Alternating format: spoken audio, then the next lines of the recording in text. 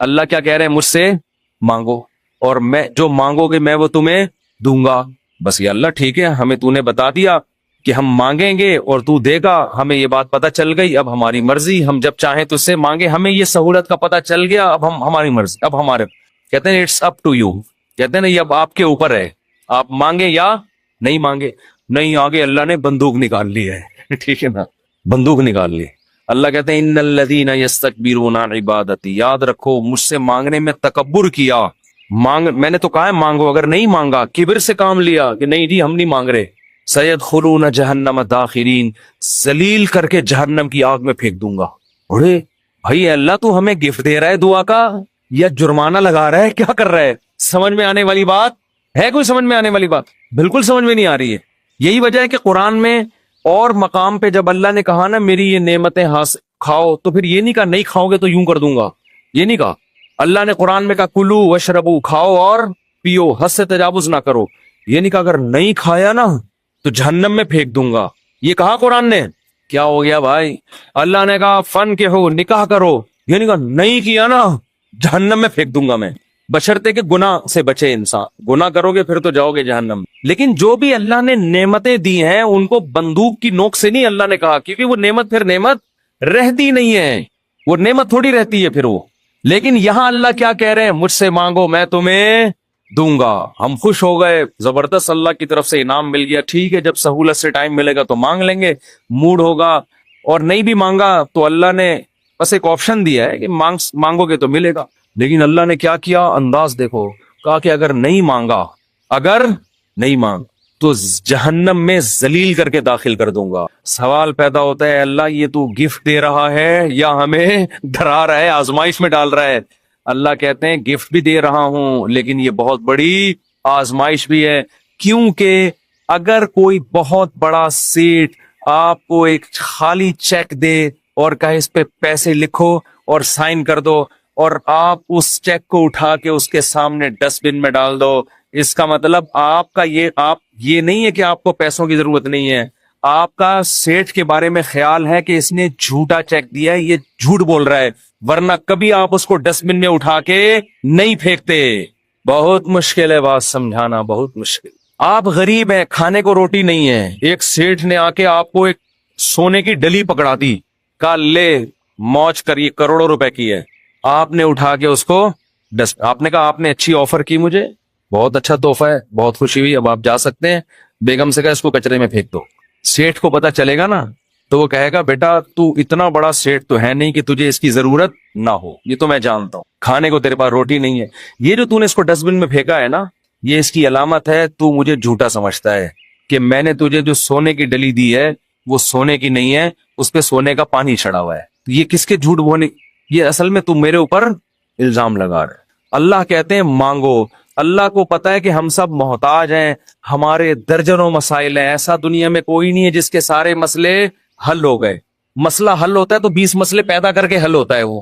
اب دیکھو کتنے مسائل ہیں، کسی کوئی بے روزگار ہے، پیسے نہیں ہیں، پیسے آ گئے تو خطرات بڑھ گئے، ڈکیتی کا خطرہ، پیسے آ گئے تو 10 مسائل کھڑے ہو گئے، اور کوئی مسئلہ کھڑا ہو گیا، گردے کا مسئلہ ٹھیک ہوا، ہارٹ کا پیشنٹ بن گیا، اور 20 قسم کے مسائل ہیں نا. سب کچھ ٹھیک ہے تو پھر بھی سکون نہیں ہے زندگی میں، نیند نہیں آ رہی، نیند کی گولیاں کھا کے سو رہے ہیں. دنیا میں ٹینشن لیس آدمی کوئی بھی نہیں ہے. اب اللہ نے کہا مانگو. اب ہمیں اللہ نے بلینک چیک دے دیا ہے کہ جو لکھو گے میں دے دوں گا تمہیں. آپ نے اللہ کی اس آپشن کو، اللہ کی اس نعمت کو اٹھا کے ڈسٹ بن میں پھینک دیا. آپ ہر ایک کے در پہ جا کے اپنی حاجتیں بیان کرتے ہو، کبھی تھانے میں پہنچے ہوئے ہوتے ہو، کبھی ڈی سی آفس پہنچے ہوئے ہوتے ہو، کبھی ڈی ایس پی کے پاس پہنچے ہوئے ہوتے ہو، کبھی وزیر اعظم سے رابطے کی کوشش میں، کبھی مسجد کے امام سے آ کے کہہ رہے ہوتے چڑیل آ گئی ہے، کوئی دم درود کر کے اس کو بھگا دو گھر سے. 10 قسم کے. لیکن اللہ کا دروازہ کھٹکھٹانے کے لیے تیار نہیں ہو تو یہ اس کی علامت نہیں ہے کہ آپ کے مسائل حل ہو گئے، یہ اس کی علامت ہے کہ آپ نے اللہ کی آفر کو ہلکا سمجھا ہے. اللہ کو معاذ اللہ آپ نے جھوٹا سمجھا ہے، اللہ کو معاذ اللہ آپ نے اس کے بیان کو سیاسی بیان سمجھا ہے. لیکن جو ایمان والے لوگ ہیں وہ اللہ کی اس آفر سے فائدہ اٹھاتے ہیں. کتابوں میں لکھا ہے کہ یعقوب علیہ السلام کے بیٹے جب ان سے بچھڑے تھے اتنی اللہ سے دعائیں مانگی کہ ان کے گھٹنے सजदे में गिर गिर के दुआएं मांग मांग के उनके घुटनों और बाजुओं पे निशान पड़ गए थे। वो अंबिया बहुत दुआएं मांगते हैं, हर बात में दुआ, हर बात में दुआ। कुरान कहता है मुजाहिदीन जो मैदान जंग में लड़ाई के लिए उतरते हैं वो क्या दुआ मांगते थे? रब्बना अफरिग अलैना सब्रन व सब्बित अक़दामना, ऐ अल्लाह हमारे ऊपर सब्र को उंडेल दे, हमारे कदमों को मजबूती से जमा दे और हमें इन दुश्मनों पर फतह दे। तमाम असबाब वसाइल के साथ उतरे हैं, मगर दुआएं किससे मांग रहे हैं? अल्लाह से।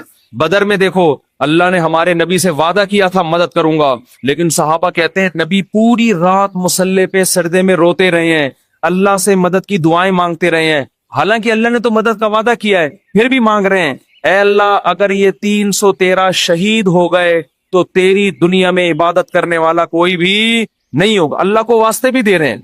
जहां पैगंबरों के साथ कोई जकरिया अलैहिस्सलाम की औलाद नहीं, अल्लाह से औलाद मांग रहे, पूरी जिंदगी इसी में गुजर गई, बुढ़ापे में जाके औलाद मिली है। तो सारे पैगंबरों का अल्लाह ने यही तस्करा किया, हर बात में दुआ। सुलेमान अलैहिस्सलाम जो हाजत पूरी हो रही है फौरन क्या कर रहे हैं? अल्लाह से दुआ। अय्यूब अलैहिस्सलाम परेशानियों में, जिंदगी टेंशनों में, बीमारियों में, कुरान कहता है अल्लाह से हाथ उठा के दुआएं मांगते थे। अन्नी मसनी अब्दुर, ऐ अल्लाह बहुत परेशानी में हूं, अंत अरहमुर राहिमीन, तू सबसे ज्यादा रहम करने वाला। पैगंबरों को इससे गरज नहीं होता, इससे गरज नहीं होती कि दुआ कबूल हो रही है या नहीं हो रही, वो कहते हम मांगते रहें बस, हमारा काम क्या है। और याद रखो जब कबूल ना हो रही हो ना, फिर मांगने का मजा है। मजा कब है? आपके कैसी उल्टी उल्टी बातें करने के लिए मुस्ताफ ने बुलाया हुआ है। कबूल ना हो रही हो ना तो फिर है मांगना, तभी तो ये इसकी अलामत है कि आपका अल्लाह पे ईमान है और वही कबूल होती है। बाज दफा आप अल्लाह से जो चीज मांगते हैं अल्लाह वो नहीं देता, उसका ऑल्टरनेट दे देता है। एक साहब का फोन आया, मुझे किसी से इश्क हुआ है और मैं दुआएं मांग मांग के थक गया, फिर भी नहीं हो रही शादी। आजकल तो लड़कों के यही मसाइल है। नबी की 9 बीवियां, जब उन अजवाज ने आपसे मांगा कि भाई हमारे घर में 40 दिन चूल्हा नहीं जलता, पैसे नहीं है, राशन नहीं है, तो आप सल्लल्लाहु अलैहि वसल्लम ने क्या फरमाया? कुरान की आयतें नाजिल हुई, या अय्युहन नबिय्यु कुल li अज़वाजिका, आप अपनी बीवियों से कह दीजिए अगर तुम्हें दुनिया की दौलत चाहिए तो मैं तालैना उमत्तिउकुन्ना, मैं तुम्हें पैसे दे देता हूं, व उसर्रिहुकुन्ना सराहन जमीला, और इज्जत के साथ तुम सबको रुखसत कर देता हूं।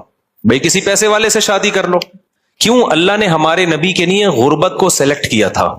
हालांकि आप मालदार बनना चाहते बन सकते थे, लेकिन नबी आखिरी नबी है ना, तो उसमें क्या हिकमतें हैं वो मैं भी नहीं छेड़ूंगा। हमारे नबी की जो गुर्बत थी वो इख्तियारी थी। इख्तियारी का मतलब आपने खुद अपने आप को मिस्कीन रखा हुआ था।